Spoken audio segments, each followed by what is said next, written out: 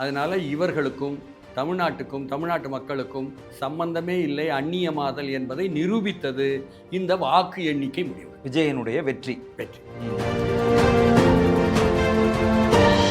திமுக அதிமுகவும் காலாவதி ஆயிடுச்சுங்கிறீங்க. அதுதான் திருச்சி கிழக்குலேயோ அல்லது அம்பாசமுத்திரத்திலேயோ மு.க. ஸ்டாலின் போட்டியிட்டால் இருக்கிற கொஞ்ச நெஞ்ச அடையாளமும் இல்லாமல் போயிருங்கிறீங்களா?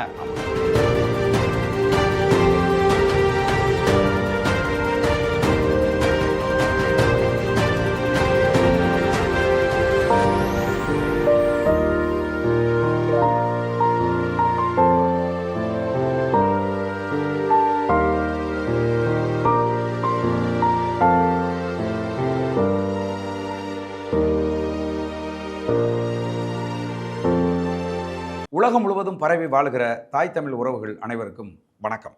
இன்னைக்கு நம்முடைய சோழன் சொல்வீச்சு வலையொலியில் ஊடகவியலாளர் மதிப்புக்குரிய தோழர் TSS மணி அவர்களை சந்தித்து பேச இருக்கிறோம். தோழர் வணக்கம். வணக்கம். திடீர்னு தமிழக அரசியலில் ஒரு பெரிய மாற்றம் ஏற்பட்டிருக்கு. அதாவது இந்த ஜென்சி என்று சொல்லப்படுகிற இளைஞர்கள் ஒன்றிணைஞ்சு பாரம்பரியமாக இருந்த அரசியல் கட்சிகளை எல்லாம் தோற்கடித்து நடிகர் விஜயை முதன்மை இடத்துக்கு கொண்டு வந்திருக்காங்க. இதை எப்படி பார்க்குறீங்க தோழர்? இல்லை, முதல்ல இதை பார்த்து ஆச்சரியப்படுவது, அதிர்ச்சி அடைவது, ஆனாலும் கூட இது ஒப்பேராதுன்னு சொன்னது என்பது தான் தமிழ்நாட்டில் உலவி வந்த தேர்தலுக்கு முன்னால் அல்லது வாக்கு எண்ணிக்கைக்கு முன்னால் உலவி வந்த செல்வாக்கு பெற்ற கருத்து.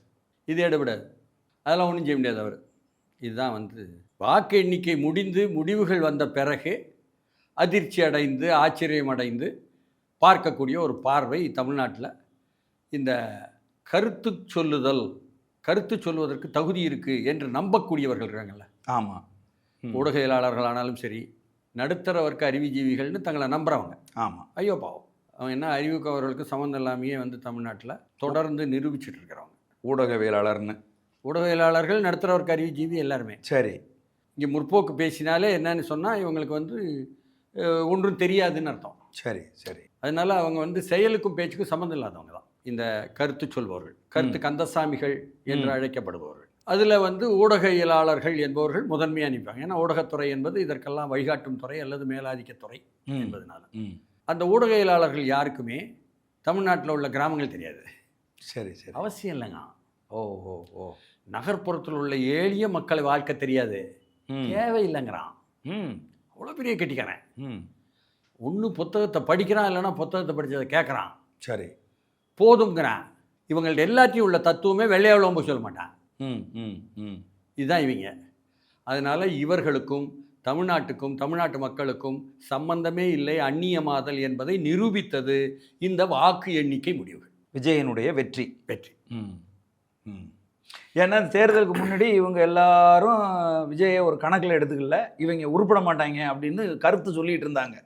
சரி, இதில் தமிழ்நாட்டை பற்றி தான் இவர்களுக்கெல்லாம் ஒன்றுமே தெரியலையா இந்த கருத்து சொல்பவர்களுக்கு அப்படின்னு நினைத்தா நாம் போய் சொல்கிறோம். ஓஹோ, உலகத்தையே தெரியல.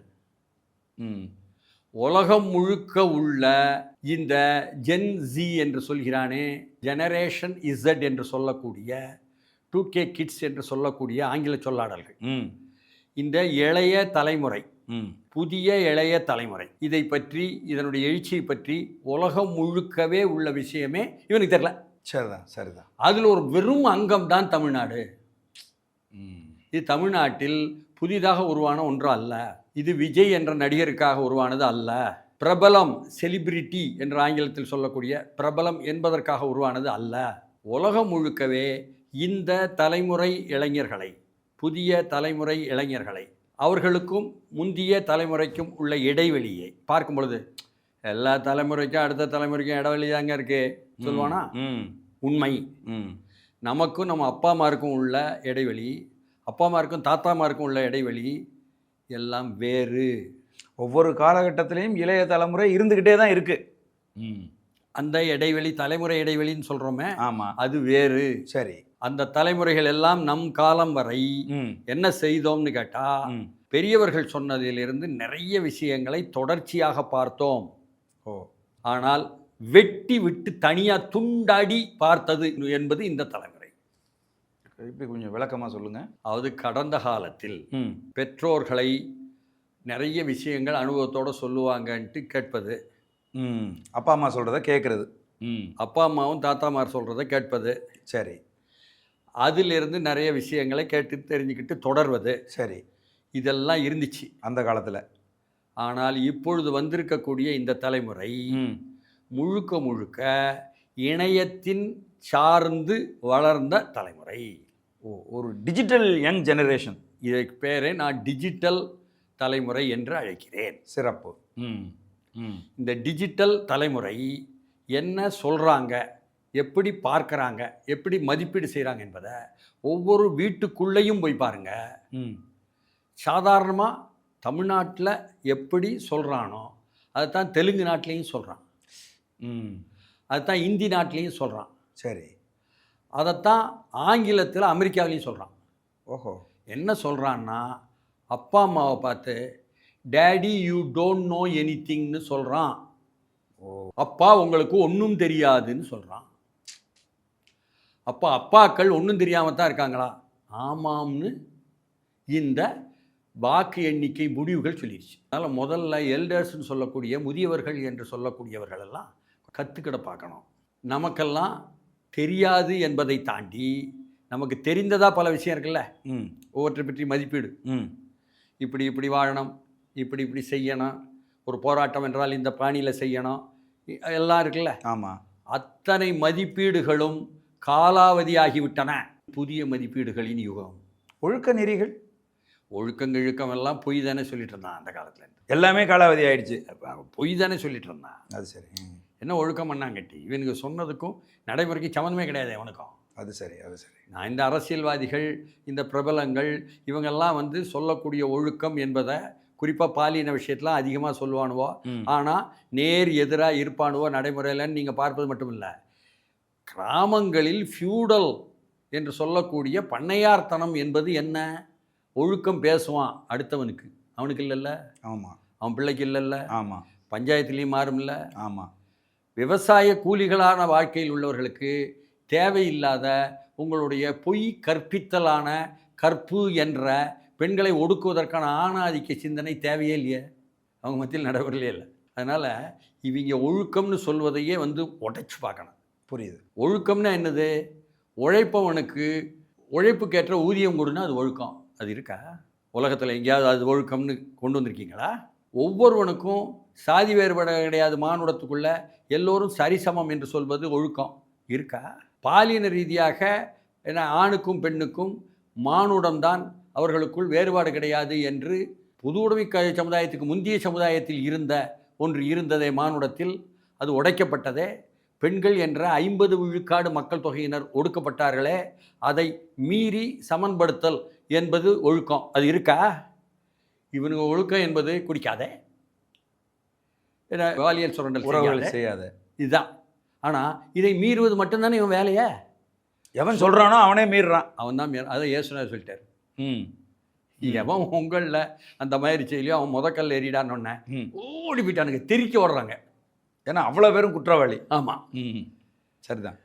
அதனால் இவர்கள் சொல்லக்கூடிய ஒழுக்கம் என்பது காலாவதியானது. சரி. இவர்கள் சொல்லக்கூடிய மதிப்பீடு காலாவதியானது. சரி. இவர்கள் சொல்லக்கூடிய சொல்லி வந்த எல்லாமே காலாவதியாகிவிட்டது, அவுடேட்டட் அப்படிங்கிறேன் நான். திமுக அதிமுகவும் காலாவதி ஆயிடுச்சுங்கிறீங்க. அதுதான் உண்மை. ஓ, அதாவது இந்த 5 ஆண்டுகள் ஒருவர் முதலமைச்சராக இருந்துட்டு போனார். சரி. ஆங்கிலத்தில் அவுட் கோயிங் சீஃப் மினிஸ்டர்னு சொல்லுவீங்களா? போய்கொண்டிருக்கும் சீஃப் மினிஸ்டர், வெளியே போன சீஃப் மினிஸ்டர் முதலமைச்சர். ஆமாம். அவுடேட்டட் சீஃப் மினிஸ்டருங்க நான், காலாவதியான முதலமைச்சர். காலாவதி ஆயாச்சுங்கிறது தான் குளத்தூர் மக்கள் நிரூபிச்சிட்டானே. அது சரி அது சரி. உங்களுக்கு இன்னுமே அதுக்கு மேலே சோதனை வேணுமா? அது சரி. இல்லை மறுபடியும் சோதிச்சு பார்த்து திருச்சி கிழக்கில் இறக்கி விட்டு அம்பாசமுத்திரத்தில் இறக்கி விட்டு என்ன மறுபடியும் அழிச்சிருவோமா அப்படின்னு ஒரு கும்பல் நினைக்காங்க அந்த கட்சிக்குள்ளே. அது வேறு விஷயம். கொஞ்சம் நெஞ்சம் கூட அவருக்கு அடையாளம் இருக்கக்கூடாதுன்னு அழிப்பதற்காக மறுபடியும் இறக்கி விடுவோம், மறுபடியும் காலி பண்ண. அதாவது திருச்சி கிழக்குலேயோ அல்லது அம்பாசமுத்திரத்துலேயோ முக ஸ்டாலின் வந்து போட்டியிட்டால் இருக்கிற கொஞ்ச நெஞ்ச அடையாளமும் இல்லாமல் போயிருங்கிறீங்களா? ஆமாம். எப்படி தோழர்? கலைஞருக்கு அடையாளம் உண்டு. சரி. கலைஞர் வந்து என்ன தப்பு பண்ணினாலும் அவர் வந்து அரசியலை முதன்மைப்படுத்தினார். சரி. இந்த அரசியலை முதன்மைப்படுத்துவது என்பது வந்து ஆண்டாண்டு காலமாக வெற்றியினுடைய அறிகுறின்னு வச்சுக்கிடுங்க. ஸ்டாலின் சொல்கிறார், ரஷ்யாவில் ஜோசப் ஸ்டாலின் சொல்லும் பொழுது பிளேஸ் பாலிட்டிக்ஸ் எபவ் ஆல்ங்கிறார். எல்லாவற்றிற்கும் மேலாக அரசியலை. மாசேத்துங் சொல்கிறார், சீன புரட்சியை தலைமை தாங்கி உலகம் முழுக்க கற்றுக் கொடுத்த விவசாய புரட்சிக்கான வழிகாட்டலை கற்றுக் கொடுத்த மாசேத்துங் சொல்கிறாரு, பிளேஸ் பாலிட்டிக்ஸ் இன் கமாண்ட். கட்டளை தளபதியாக அரசியலை நிறுத்துங்கிறார். சரி, கட்டளை தலைமையாக. கருணாநிதி முதலாளித்துவ அரசியல் தான் என்றாலும், பொய் சொல்லும் அரசியல் தான் என்றாலும், தங்கள் நலனுக்காக மக்களுக்கு விரோதமான அரசியல் தான் என்றாலும் அரசியலை முதன்மைப்படுத்த மு.க. ஸ்டாலின் என்பவர் வந்ததிலிருந்து எதை முதன்மைப்படுத்தினார்? உடனே எல்லாரும் என்ன சொல்லுவீங்க, மாப்பிள்ளையை முதன்மைப்படுத்தினார் அப்படிம்பீங்க. ஆமாம், மகனை முதன்மைப்படுத்தினார். நீங்கள் மாப்பிள்ளையும் மகனும் என்பது வந்து மனித உரு. மாப்பிள்ளையை முதன்மைப்படுத்தல் என்பது அரசியலை முதன்மைப்படுத்திய கலைஞரிலிருந்து எதில் வேறுபட்டது? வணிகத்தை முதன்மைப்படுத்தி என்று பொருள். அரசியலை முதன்மைப்படுத்திய திராவிட முன்னேற்ற கழகத்தில், திராவிட முன்னேற்ற கழக ஆட்சியில் ஸ்டாலினுடைய ஆட்சி காலம் வேறு. அவர் வணிகத்தை முதன்மைப்படுத்தினார். வணிகம் என்ன சொல்லிக் கொடுக்கும்? மாப்பிள்ளை சொன்ன என்ன, வேற ஒருத்தர் சொன்ன என்ன? வணிகம் என்ன சொல்லிக் கொடுக்கும்? எடுக்கிற அளவுக்கு எடு, சுரண்ட அளவுக்கு சுரண்டு, அங்கங்கே கொடு.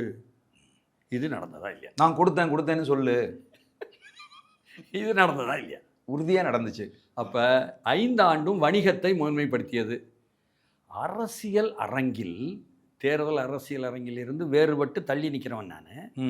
தேர்தல் அரசியல் அரங்கிலும் அது ஒரு அரசியல், தேர்தல் அரசியல் அதிகாரம் சம்பந்தப்பட்டது என்பதனால் அரசியல் என்று நம்புகிறவன் நான். அந்த அரசியல் அரங்கில் என்ன, அரசியல் தானே வந்து வெற்றி பெற முடியும், வணிகம் எப்படி வெற்றி பெற முடியும்? அதுதான் தோற்று போச்சு. சரி, அப்போ விஜய் அரசியலை முதன்மைப்படுத்தினாரா? விஜயை மற்றவர்கள் எப்படி முதன்மைப்படுத்தினாங்க? செலிபிரிட்டி, சினிமா கவர்ச்சி, ஹஹாஹா இதுதான் சொன்னாங்க. ஆமாம். ஆனால் அவர் பேசாமல் எம்ஜிஆர் பாணியில் சினிமா கவர்ச்சி வேலையை மட்டும் பார்த்துட்டு போகலாம்ல. முதல் மாநாடு போடும் பொழுது அங்கே வந்து கொள்கை எதிரி, அரசியல் எதிரி, இவரெல்லாம் கொள்கை தலைவர்கள் எல்லாம் சொல்கிறார். தமிழ்நாட்டினுடைய வரலாற்றில் கர்நாடகாவில் இல்லாத, தெலுங்கானாவில் இல்லாத, ஆந்திராவில் இல்லாத, இந்திய துணைக்கண்டத்தில் இல்லாத, கேரளாவில் வரலாறு ரீதியாக ஒவ்வொரு ஆட்சியிலும் இல்லாத ஒரு ஒற்றை கட்சி ஆட்சி என்பது தான் இப்போ வர இருந்துச்சு. கூட்டணி ஆட்சி இல்லை. இந்திய துணைக்கண்டம் எங்கும் தமிழ்நாடு தவிர கூட்டணி ஆட்சிகள். தேர்தல் அரசியல் கட்சிகளே மக்களிடமிருந்து அந்நியமானவர்கள், மக்களுக்கு ஆதரவானவர்கள் அல்ல என்று சொல்லக்கூடிய நான் சொல்கிறேன். அதுலேயும் கூட கூட்டணி என்று கட்சிகளுக்குள்ளாவது இருந்துச்சு ஆட்சியில். தமிழ்நாடு அரசியலில் அப்போல இருந்த 67 கூட்டணி என்ற 9 பல கட்சிகளுடைய கூட்டை சேர்த்து கொண்டு ஒரு கட்சி தலைமை தாங்கித்தான் தேர்தலை சந்திக்கும். ஆனால் ஆட்சியில் அமரும் பொழுது கூட்டணி ஆட்சி கிடையாது. மற்ற கட்சிகளினுடைய உழைப்பை, அவருடைய வாக்கை சுரண்டி ஒரு கட்சி பெருத்து அது ஆட்சியில் இருக்கும். இது இந்தியாவில் தமிழ்நாட்டில் மட்டும்தான் இந்த அயோக்கியத்தனம் இருந்துச்சு. இதற்கு நேர் எதிரான அரசியல் தான் அதிகாரத்திலும் பங்கு, ஆட்சியிலும் பங்கு. நம்ம நம்பி நம்ம தலைமையை ஏற்றுக்கிட்டு வந்தவங்களுக்கு கொடுக்கணும்ல அப்படின்னு கலக்கியெல்லாம் சொன்னார். வட்டார வழக்கில் பேசினார். போய் எடுபட்டுச்சா? மக்கள்கிட்ட போய் ரீச் ஆச்சா? போய் இலக்கு போய் எட்டிச்சு இல்லையா? இதில் இவன்களுக்கு ஆடி போயிட்டாங்க என்பது திமுக தலைமை உங்களுக்கு வெளியே காட்டலை. இதில் அதிகமாக பாதிக்கப்பட்டு தள்ளுமுள்ள ஆடியது எந்த கட்சி? காங்கிரஸ் கட்சி. அப்போவே வந்துச்சா காங்கிரஸுக்குள்ள? தமிழ்நாட்டில் உள்ள பலரும் காங்கிரஸுக்குள்ள விஜய் கூட போவோம்னு பேசியது தான் நமக்கு தெரியும். ஆமாம், விக்கிரவாண்டி மாநாட்டுக்கு பிறகு. ஆனால் உண்மை என்னென்னா, தொடங்கியது எங்கேன்னா அகில இந்திய பொதுச் செயலாளராக இருக்கும் கேரளாவை சேர்ந்த கே.சி. வேணுகோபால் தொடங்கிச்சு. ஆமாம், தமிழ்நாட்டில் திருச்சி வேலுச்சாமி, கே.சி. வேணுகோபால் இவங்கெல்லாம் அதை வலியுறுத்தினாங்க. திருச்சி வேலுச்சாமியாவது கட்சியிலிருந்து அந்நியப்பட்டு நின்றுக்கிட்டே பேசுவார் காங்கிரஸ். சரி, ராஜேஷ்குமார் கேட்டார். புரியுதுங்களா? அதே போல் வந்து ஏன்னா ராஜேஷ்குமார் வந்து CLP, chief legislative party, Congress கட்சியில் அது பெருமையாக சொல்லுவாங்க. மாநில தலைவர் என்று டிஎன்சிசி பிரசிடென்ட், அவங்க இங்கிலீஷ்லேயே பேசுவாங்க. புரியுது. அவங்க காங்கிரஸ் வந்து ஒன்று வடமொழி இல்லைன்னா இங்கிலீஷ். இந்த தமிழில் பேசுகிறதெல்லாம் இந்த நாரித்தனமெல்லாம் வேண்டான்ட்டு அவங்க அது சரி. ஒரு முறையான இந்திய தேசியம்னு இல்லாத ஒன்றை சொல்பவர்கள் ம், பாவம். ம். பாவம் அவங்க முதிர்ச்சி, அவ்வளவுதான். புரியுது. அவங்களும் நம்முடன் உள்ள சகோதர சகோதரிகள் தானே. அதான் அதான். அதனால வீட்டில் வந்து சவலப்பிள்ளையும் இருக்கும்ல, அது சரி. நீங்கள் ஏற்றுக்கணும். ம்.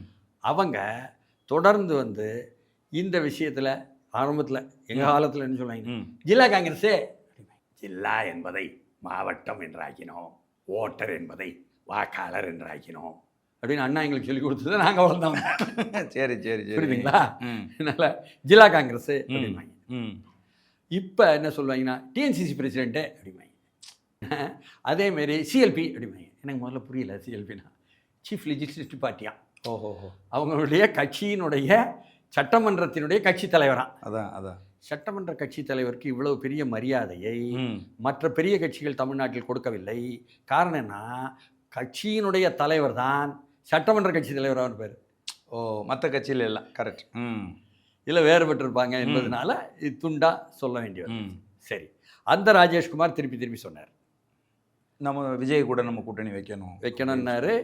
இதை ஏன் கடுமையா மல்லிகார்ஜுன கார்கே எதிர்க்க காரணம் என்ன? மல்லிகார்ஜுன கார்கே எதிர்க்கல. ம். அவர் வந்து தமிழ்நாட்டிலிருந்து காங்கிரஸ் தலைவர்களை எல்லாம் கூட்டினாரா, சரி. கூட்டி பேசினாங்களா? ம். அதில் மல்லிகார்ஜுன கார்கே ஆங்கிலத்தில் தானே பேச முடியும். ஆமாம். இவங்கள்ட்ட கேட்டது என்ன தெரியுமா, ம். 2006ஆம் ஆண்டு திராவிட முன்னேற்ற கழகம் சிறுபான்மையாக வரும்பொழுது 34 இடங்களில் 96 இடங்கள் வந்த திமுகவுடன் 34 இடங்களில் உள்ள காங்கிரஸ் ஆதரவு கொடுத்ததனால் மட்டும்தானே ஆட்சி 5 ஆண்டும் நடத்த முடிந்தது. அப்பொழுது நமக்கு பங்கு கொடுத்தார்களா அதிகாரத்தில்? ஆட்சியிலும் கொடுக்கல. அதற்கு பிறகு உள்ளாட்சியில் கூட கொடுத்தார்களா? இல்லை, கொடுக்கல. அப்படி உள்ளவர்கள் 2014 ஒருத்தர் இந்திய துணைக்கண்டத்திற்கே தலைமை அமைச்சராக இருந்தார். அவர் ஒட்டுமொத்தமாக அவருடைய கட்சி பாசக அது பெரும்பான்மை வந்தும் கூட தன்னுடைய கூட்டணி கட்சிகளுக்கெல்லாம் பங்கு அமைச்சரவையில் கொடுத்ததா? கொடுத்தது. ஆந்திராவில் தெலுங்கு தேசத்தினுடைய தலைவர் சந்திரபாபு நாயுடு சமீபத்தில் முதலமைச்சராக வந்து தனிப்பட்ட முறையில் தனிக்கட்சியினுடைய செல்வாக்கில் வந்தாலும் பவன் கல்யாணுக்கும் அங்கே இருக்கின்ற பாஜகவுக்கும் அமைச்சரவையில் இடம் கொடுத்தார்களா? கொடுத்தாரு. அப்போ அவங்கெல்லாம் டீசென்ட்ரலைசேஷன் ஆஃப் பவர் என்ற அதிகாரத்தை பரவலாக்குவதற்கு கொடுக்கிறார்கள். What about your Tamil Nadu leader democracy அப்படின்னு மல்லிகார்ஜுன கார்கே கேட்டாரு. இதுதான் உண்மை. சரி. இது வந்து ராகுலுடைய கேசி வேணுகோபாலுடைய கருத்தை மல்லிகார்ஜுன கார்கே வெளிப்படுத்தினார். சரி, இதுதான் உண்மை. இதை ஏன் மறைச்சாங்க? மறைக்கலையே. இப்போ என்ன இங்கே என்ன சொன்னாங்களே? அப்படியா? இங்கே என்ன பொதுவாக வந்து பேசுனாங்க அப்படின்னா, வேணுகோபால் அவர்கள் காங்கிரஸ் கட்சி விஜய் கூட போகணும்னு உறுதியாக இருந்தது. திருச்சி வேலுச்சாமி அவர்கள் அதை ரொம்ப ஆணித்தரமாக அழித்து பேசினார். ஆனால் கார்கே வந்து அதை மறுத்தார் அப்படிங்கிற மாதிரி ஒரு பேச்சு இருக்குது. இதெல்லாம் வந்து வெளியே காணொளி மட்டும் பார்த்து கருத்து கொள்பவர்களுடைய கருத்து. அந்த ஊடகவியலாளர்கள் நீங்கள் முதல்ல சொன்ன ஊடகவியலாளர்களா? அதில் வந்து பெரும்பான்மை அல்லது முழுமை என்பதாக வந்து அந்த எழுத்தாணி நிறுவனத்தின் மூலம் முறையாக சம்பளம் பெறுபவர்களாக மாறிட்டாங்க. ஓஹோ. வந்து எழுத்தாணி நிறுவனம் தான் இங்கே ஆதிக்கம் செலுத்தியது. ஓஹோ. 5 ஆண்டாக கழகத்தினுடைய திராவிட முன்னேற்ற கழகத்தினுடைய கட்சியில் ஒரு உறுப்பினராக கூட இல்லாத ஒருவர், அரசாங்கத்திலும் எந்த அங்கமும் பதவியும் பொறுப்பும் வைக்காத ஒருவர் இந்த கட்சியையும் அந்த கட்சியையும் அந்த ஆட்சியையும் நடத்த முடியும்னு சொன்னால் என்ன அர்த்தம்? கழகத்தையும் ஆட்சியையும் மாடல் ஆட்சியா மாதிரி ஆட்சி அதையும் அவுட் சோர்சிங் கொடுத்துட்டாருன்னு அர்த்தம். நீங்கள் சொல்கிறது வந்து பெண் நிறுவனத்தை சொல்கிறீங்க. ஆமாம். மாப்பிள்ள மாமா, மாப்பிள்ள மாமா, அதான் கதை. சரி, சரியா? அப்போ இப்படி கொடுத்தால் என்ன ஆகும்? நான் ஏற்கனவே அரசியல் அப்போ ஒட்டுமொத்த திமுக 5 ஆண்டு கால ஆட்சியையும் அவுட் சோர்ஸ் தான் வந்து நடத்துச்சுங்கிறீங்க. எல்லாருக்கும் தெரியுமே. ஓஹோ. திராவிட முன்னேற்ற கழகத்துக்காரங்களுக்கு தான் தெரியும். அவங்க மட்டும்தான் எங்கிட்ட அதிகமாக பேசுவாங்க, அவங்க தான் சொல்லுவாங்க. ஓஹோ, சரி சரி. எல்லோரும் நொந்து போய் நூலாய் போய் நிற்கிறேன். சரி. இன்னைக்கு எப்படி தோற்றோம் காரணம்னு சொல்லி போட்டு கேட்குறாரு கழக தலைவர். தைரியமாக சொல்லுங்காரு. எல்லாரும் அங்கேயும் சொன்னோங்கிறேன், நமக்கும் சொல்கிறாங்க. அட மாப்பிள்ள தான் காரணம்ங்கிறாங்க. இதை முதல்வர் சொல்லிட்டாரு. புரியுது. முதல்வர் என்ன, இன்றைய முதல்வர் ஆட்சி எடுத்த பிறகு உள்ள முதல் உரையிலேயே இதை சொல்லிட்டாரு. சரி. எங்கேருந்து தோல்வின்னு கேட்குறீங்க நீங்கள்? தோல்வி உங்களுக்குள்ளே இருந்துதா, குடும்பத்துக்குள்ளே இருந்துதா என்று கீழே உள்ள தொண்டமுறை சொன்னாரா? சொன்னார். ஜோசப் விஜய் சொன்னார். இது நாம் கேள கேட்குறோம். புரியுது. இங்கே ஒன்றும் இல்லைங்க, நான் மயிலாப்பூரில் இருக்கேங்க. அங்கே வந்து மீனவர் இதுலலாம் வந்து நீண்ட காலமாக இருக்கிற திராவிட முன்னேற்ற கழகத்தினுடைய தோழர்கள் இருக்காங்க அங்கே. அதில் ஒருத்தருங்க அந்த பகுதியினுடைய மண்டல சேர்மனாகவே இருந்தவர். மண்டல சேர்மன் சொன்னால் கார்ப்பரேஷன் கவுன்சிலராக வந்தவங்கெல்லாம் சேர்ந்து மண்டலம் அவர் சொல்கிறாரு, நான் எழுதி கொடுத்துட்டேன் அறிவாலயத்தில். சபரீசன் அவருடைய நிறுவனம் இதுதான் காரணம் தோல்விக்குன்னு எழுதி கொடுத்துட்டேன், சொல்லுங்க சார் அப்படின்னு சொல்கிறாரு. அதனால் ஆதாரபூர்வமாக தான் பேசுகிறோம். திராவிட முன்னேற்ற கழகத்தின் தொண்டர்களுடன் நாம் நிற்கிறோம். சரி, அவங்க தான் கீழே நிற்கிறவங்க. புரியுது. அதனால அவர்களுடன் நாம் நிற்கிறோம். சரி, அவர் எல்லோருக்கும் மாறுபட்ட ஒன்று தான் 5 ஆண்டுகளாக ஆண்டது என்றால் அது தோல்வியை தவிர வேற என்ன தழுவும்? அது சரி. இப்போ வந்து தமிழகத்தின் முதலமைச்சர் மாண்புமிகு ஜோசப் விஜய் அவர்கள் என்ன சொன்னாங்கன்னா, நான் தொடமாட்டேன், நான் பணம் காசு லஞ்சம் ஊழல் இதெல்லாம் செய்ய மாட்டேன், செய்யவும் விட மாட்டேன் அப்படின்னார். இது வரைக்கும் அவர் கட்சியை பற்றி அவர் சொல்கிறார், சொல்லலாம், அது சொல்லலாம், ஒன்றும் பிரச்சனை இல்லை. ஆனால் அடுத்து ஒன்று சொன்னார் பாருங்க, தொட்டவர்களையும் விடமாட்டேன் அப்படின்னு. தொடவும் விடமாட்டேன், தொட்டவர்களையும் விடமாட்டேங்கிறாரு. திமுகவில் இருந்து ஊழல் லஞ்சம் வாங்கியவர்களை எல்லாரையும் பனிஷ் பண்ணிடுவாரா? அவர் வந்து தண்டிக்க வேண்டும் என்று விரும்புகிறார். மக்கள் மன்றத்தில் அதை கொண்டு வைத்தால்தான் தான் மரியாதைக்குரியதாக தன் சொற்கள் இருக்கும் என்று நம்புகிறார் என்று தெரியுது. அதே போல உடன் வரக்கூடிய அமைச்சர்களும் அதே போலத்தான் விரும்புகிறார்கள் என்பது அவர்களுடைய செயல்பாடுகளில் இருந்து தெரிகிறது. ஓ சரி. இப்போ உதாரணமாக எடுத்துக்குவோம். இப்போ நடந்தது, உடனடியாக நடந்தது என்ன? மின் வாரியத்தில் உள்ள தட்டுப்பாடுகள், பிரச்சனைகள், அங்கே வந்து வேலைக்கு ஆட்களே போதுமான அளவு எடுக்காததுனால் வேலைக்கு ஆளே இல்லையேன்ட்டு எங்களை போன்றவர்களெல்லாம் குரல் கொடுத்தது. சரி. எங்கள் வீட்டில் மீட்டர் ரீடிங்க்கு ஆள் கிடையாதுங்க. ஓஹோ. அப்புறம் எப்படிங்க நிற்கும்? எங்கள் வீட்டில் இல்லை, நான் கேட்டேங்க, போதுமா?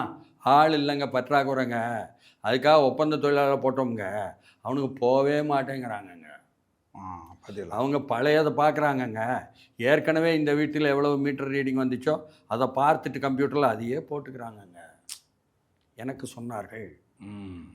பொறியாளர் பக்கத்தில், ஒரு உதவி பொறியாளர் பக்கத்தில். ஆமாம், அப்புறம் ஒப்பந்த தொழிலாளர்கள் என்னைக்கு வேணாலும் நீங்கள் அவனை தூக்கி விட்டுருவீங்க, அவன் எதுக்கு வந்து வேலை செய்யணும்? நீ கொடுக்குற சம்பளமும் வந்து அத்தை கூலி மாதிரி கொடுக்குற. ஏங்க, ஒப்பந்த தொழிலாளத்துக்கு கொடுத்து, அவுட் சோர்சிங்கு கொடுத்து, தனியார் கையில் கொடுத்து, கட்சியையும் ஆட்சியுமே கொடுத்தாச்சு. பிறகு ஒரு துறையை கொடுத்த பற்றி பேசுறீங்க. அதான் அவ்வளோ திறமைசாலி. சரி.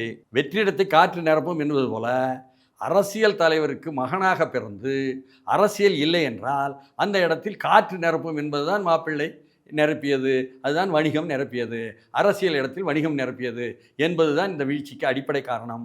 அதுதான் இந்த மின்துறையிலேயே நடக்கும் பொழுது அது மட்டுமல்லாமல் வந்திருக்கக்கூடிய ஒவ்வொரு தனியார்ட்டையும் அள்ளு காசை புடுங்குன்னு சொல்லி பறித்தது எல்லாமே இன்று சேர்த்து அம்பலமாகும் பொழுது, புள்ளிவிவர ரீதியாக வெள்ளையறிக்கை வரும் பொழுது, நடவடிக்கை எடுக்க போகிறோம் என்று இவர்கள் முனையும் பொழுது, அந்த நடவடிக்கையில் சம்பந்தப்பட்ட அமைச்சர் அவர் காலத்தில் இதெல்லாம் நடந்தது, புடி அவரை என்று பிடிக்கலாம், வழக்கு பதிவு செய்யலாம், கைது செய்யலாம், உள்ளே தள்ளலாம், அவர் பிணையில் வரலாம், நீதிமன்றத்தில் வழக்கு விசாரணையில் நடக்கலாம். ஆதாரம் வைக்கணும்ல? ஆமாம். நீதிமன்றம் கடைசியில் விடுதலை செய்யலாம், ஆதாரம் வைக்கலைன்னா. அப்போ அந்த ஆதாரம் வைப்பதற்கு என்ன வழி? நீங்கள் வந்து அரசியல்வாதிகளாக இருக்கும் அமைச்சர்களிடமிருந்து அந்த ஊழலுக்கான காரணங்களை, ஆதாரங்களை மேலிருந்து தேடுகிறீர்கள். யாரை சொல்கிறீங்க?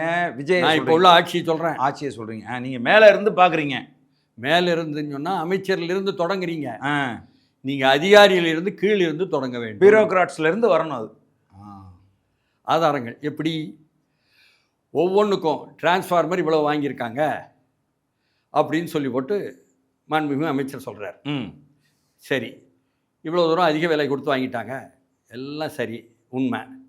அப்போ அதற்கு இவர் மேலே போட்டால் ஆதாரம் நாளைக்கு நீதிமன்றத்தில் விவாதத்தில் கொடுக்கணும். ஆமாம். ஒவ்வொன்றும் கோப்பு இருக்குதுன்னு சொல்லி போட்டு கோப்பு காட்டலாம். கோப்பில் இவ்வளவுக்கு வாங்கினது இருக்கும். அதில் என்ன முக்கிய விஷயம்னா, ஒவ்வொரு கோப்புக்கும் பின்னால் நோட் ஃபைல் என்று ஒன்று இருக்கிறது, குறிப்பு கோப்பு என்று. நாட்டுக்கு விவாதத்திற்கு வராத விஷயம். இதைத்தான் ஒரு ஐடி வழக்கு போடும் பொழுதோ, ஒரு இடி வழக்கு போடும் பொழுதோ, ஒரு சிபிஐ வழக்கு போடும் பொழுதோ தோண்டி எடுப்பார்கள். ஓஹோ. அந்த ஃபைலை எடுத்தீங்கன்னு சொன்னால், நோட் ஃபைல், குறிப்பு கோப்பு, அதை எடுத்தீங்கன்னு சொன்னால், இன்று காலை 8 நான் எழுதியிருக்கேன் கட்டுறேன். சரி. அதை எடுத்தீங்கன்னு சொன்னால் அதில் வரும், இதை வந்து நோட் ஃபைலில் யார் எழுதியிருக்கா, உயர்ந்தபட்ச ஐஏஎஸ் அதிகாரி எழுதியிருப்பார். அவர் எப்படி எழுதினார், அவரை கூப்பிட்டு தக்க முறையில் முறையான முறையில் விசாரணை செய்தால் அவர் வந்து கக்கிடுவார், இல்லைன்னா சொல்ல மாட்டார். என்ன மாட்டிக்கோம்ல. அதான் சொன்னால் எப்படி எழுதினீங்க, இந்த எஸ்ஓ சொன்னாருங்க, இந்த சூப்பரண்ட் இன்ஜினியர் சொன்னாருங்க, இந்த செக்ஷன் ஆஃபீஸர் சொன்னாருங்க, எந்தெந்த கம்பெனியில் வாங்கினா எவ்வளவு டெண்டர்னு சொல்லி இழத்துக்கிட்டோம்னா இவ்வளவு கமிஷன் வரும் என்பதையும் எழுதியிருப்பார். என்பதையும் தெரிஞ்சிடும் அந்த நோட்டில். ஏன் இந்த கம்பெனியை தேர்ந்தெடுத்தீங்க சொல்லி ஆகணும். யார் உங்களுக்கு இந்த பாயிண்ட்டை கொடுத்தது, அந்த எஸ்ஓங்க, அவரை கூப்பிடு, அவரையும் சரியாக நான் விசாரணை பண்ணால் ஆமாங்க. இந்த ஆதாரங்களை வைத்தால் எவனும் அமைச்சரில் இருந்து, குற்றம் செய்த அமைச்சரில் இருந்து, அதிகாரியிலிருந்து யாரும் தப்ப முடியாது. அப்போ உயர்ந்தபட்ச அதிகாரிகள் மீது நடவடிக்கை எடுக்காமல் இருந்தாலோ, தயங்கினாலோ, விடுபட்டாலோ நாளைக்கு வழக்கு நிற்குமா? நிற்காது. இதுதான் அடிப்படை. அப்படி உயர்ந்தபட்ச அதிகாரிகள் மீது நடவடிக்கை எடுத்த வரலாறு இருக்கா தமிழ்நாட்டில்? இருக்கு. ஜெயலலிதா அம்மா இருக்கு. ஜெயலலிதா மட்டும் இல்லை, கலைஞர் தான். 90களின் காலத்தில் ஜெயலலிதா வந்த பொழுது அப்போ நாகராஜனை பிடிச்சு பத்மநாப கொலையிலையும் சரி, அதற்கப்புறமும் சரி, வழக்குகள் வரிசையாக போட்டு உள்துறை செயலாளரான ஐஏஎஸ்சியை பிடிச்சி போட்டாங்களா? உள்ள போட்டாங்க. மிகவும் வேண்டியவராக கலைஞருக்கு இருந்தவரை. ஆமாம். சரி, 2000ஆவது ஆண்டில் அதே மாதிரி வந்து அப்பவும் நடக்கு. அதுக்கப்புறம் கலைஞர் வர்றாரு 2000, கலைஞர் ஆட்சி. அப்போது வந்து ஹரிபாஸ்கர் பிடிக்கிறாரு. ஆமாம். செல்வி ஜெயலலிதா கூட சேர்ந்துக்கிட்டு நீ உங்களை 2 வழக்கில் அவரை போடுறாரு. பட் 5 ஆண்டு தண்டனை வாங்கி கொடுக்குறாரு. ஆமாம். ஹரிபாஸ்கர் உள்துறை செயலாளர். சரிதானா? அப்போ அவரையே பிடிச்சி போட்டு ஜெயலலிதா பண்ணியிருக்காங்க, கலைஞர் பண்ணியிருக்காங்க. இப்படி வரலாறுகள், பல அனுபவங்கள் இருக்கின்றன, ஆதாரங்கள் இருக்கின்றன. ஆமாம். அதே போல் தைரியமாக எடுப்பதற்கான தைரியம், வில் பவர், பொலிட்டிக்கல் வில் பவர்ங்கான்ல, அது வேண்டும். அது விஜய்க்கு இருக்கா இல்லையா? விஜய்க்கு 100 விழுக்காடு இருக்கு. சரி, அதை இவர்கள் விவாதிக்கணும். அவங்க சொல்லிக் கொடுக்க மாட்டான், மற்ற எல்லாம் அதிகாரி சொல்லிக் கொடுப்பான். சொல்லிக் கொடுப்பானா? ஏன்னா அவனே சம்மந்தப்பட்டிருப்பான். நாம் தான் சொல்லணும். புரியுது. அதனால் அதிகாரிகளை பிடிச்சி கழுத்தை நெரிக்கிற மாதிரி கீழிருந்து ஆதாரங்களை எடுத்தால் மேலே உள்ளவன் ஓடி போக முடியாது, மாட்டிக்குவேன். அதனால் இவர்கள் செய்வார்கள், செய்ய மாட்டார்கள்னு ஒரு வரியில் பதில் சொல்ல முடியாது. இப்படி செய்தால்தான் அப்படி செய்ய முடியும் என்று தான் நாம் சொல்ல முடியும். சரி, இப்போ இந்த ஆட்சியை வந்து எப்படி விமர்சிக்கிறாங்க அப்படின்னு பார்த்தீங்கன்னா, இதனுடைய செயல்பாடுகள் வந்து ஒரு குழந்தைத்தனமாக இருக்குது, சிறுபிள்ளை விவசாயம் வீடுக்கு வந்து சேராதுங்கிறது மாதிரி, இந்த ஆட்சி நிலைக்காது அப்படிங்கிற மாதிரி சொல்கிறாங்க. இதை நீங்கள் எப்படி பார்க்குறீங்க? அதாவது மரபு வழி இந்த ஆட்சி இல்லை, சட்டமன்றத்தினுடைய மாண்பை கெடுத்து விட்டார்கள், இதுதான் இவர்களுடைய குற்றச்சாட்டுகள். இந்த மரபு வழியும் மாண்புகளையும் காப்பாற்றியவர்கள் இதுவரை செய்த லட்சணமெல்லாம் தான் மக்கள் பதில் கொடுத்துருக்காங்க. ஆமாம். அப்போ நீ சொல்கிற மரபும் நீ சொல்கிற மாண்பும் முழுக்க உண்மைக்கு புறம்பாகவும், அயோக்கியத்தனமாகவும், அலங்காரத்தனமாகவும், வடிவமாகவும், உள்ளடக்கம் இல்லாமலும் இருந்தது. அவரோட முன்னேற்ற கழகத்தை தொடக்கத்திலேருந்து பார்த்தீங்கன்னா வடிவம் தான் இருக்கும், உள்ளடக்கமே இருக்காது. அது ஒரு திறமை தான்.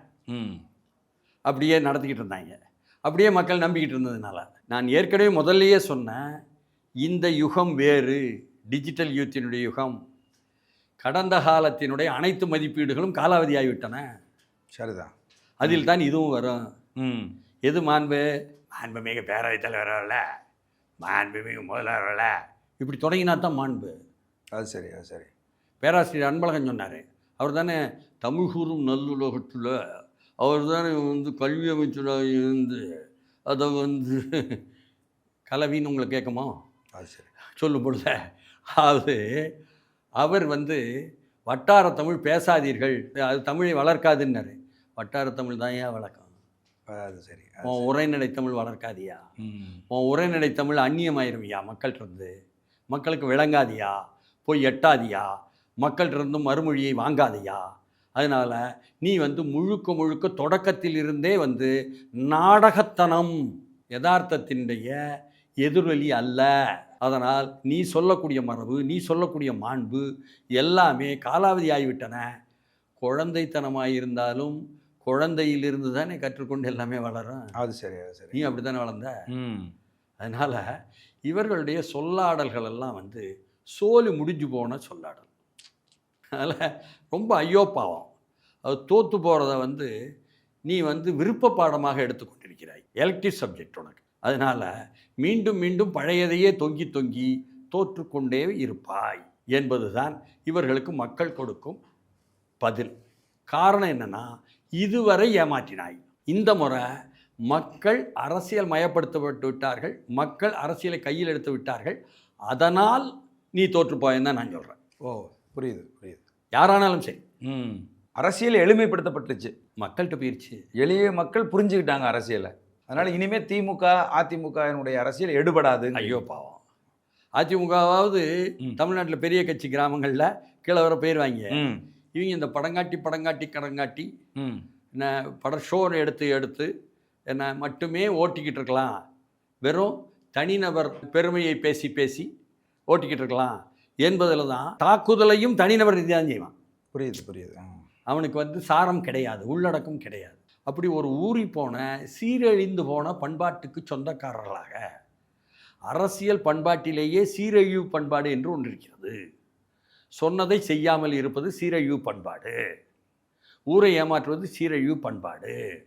உடன் இருப்பவனையே கத்தியால் குத்துவது சீரழிவு பண்பாடு. மறைந்த பாரதி ராஜா எடுத்த எண்ணுயிர் தோழன் பண்பாடு. அது சரி, அது தோற்றுவிட்டது. இனி எழ முடியாத அளவுக்கு அது தோல்வியைத்தான் தழுவும். புரியுது. மிக்க மகிழ்ச்சி தோழர். எங்களுடைய சோழன் சொல்வீச்சு அரங்கத்துக்கு வந்து உங்களுடைய ஆழமான அந்த அரசியல் கருத்துக்களை எல்லாம் எங்களோடு வந்து பகிர்ந்துட்டீங்க. நன்றி, வணக்கம்.